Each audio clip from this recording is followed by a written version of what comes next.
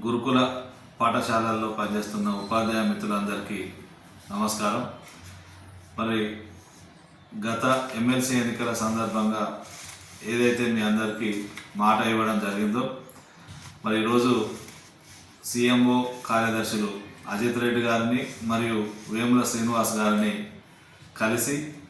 మరి గతంలో ఇచ్చినటువంటి ముఖ్యమంత్రి గారికి ఇచ్చిన ప్రాతినిధ్యాన్ని మరి ఇంప్లిమెంట్ చేయవలసిందిగా కోరగా, మరి ముఖ్యమంత్రి ఆదేశాల అనుసారం మరి ఈరోజు వారు మరి సంబంధిత అధికారులతో మాట్లాడి త్వరలోనే మరి పాత టైం టేబుల్ ఇంప్లిమెంట్ చేసే విధంగా, అంటే 9 గంటలకు పాఠశాల ప్రారంభమయ్యే విధంగా మరి సంబంధిత అధికారులకు మరి ప్రభుత్వ ప్రధాన కార్యదర్శి ద్వారా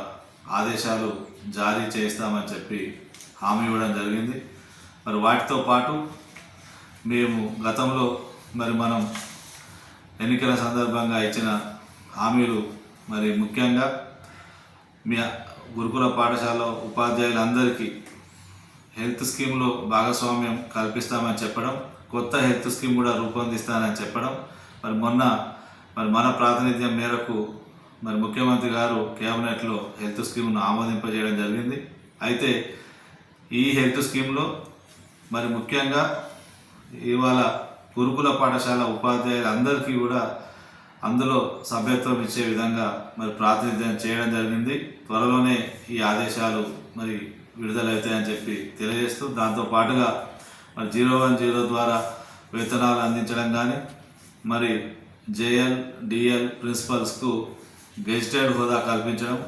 అదేవిధంగా 2వ శనివారం సెలవు దినంగా ప్రకటిస్తూ మరి ప్రభుత్వ సెలవు దినాల్లో పనిచేసినటువంటి ఉపాధ్యాయులకు మరి CCLs ఇచ్చే ఉత్తర్వులను, అదేవిధంగా అన్ని మేనేజ్మెంట్లకు సంబంధించిన గురుకులాలకు సంబంధించి కామన్ డైరెక్టరేట్ మరి రూపొందించాలని, దాంతోపాటుగా మరి ఇవాళ గురుకుల పాఠశాలలో పనిచేస్తున్న మరి అవుట్సోర్సింగ్ కావచ్చు, అదేవిధంగా తాత్కాలిక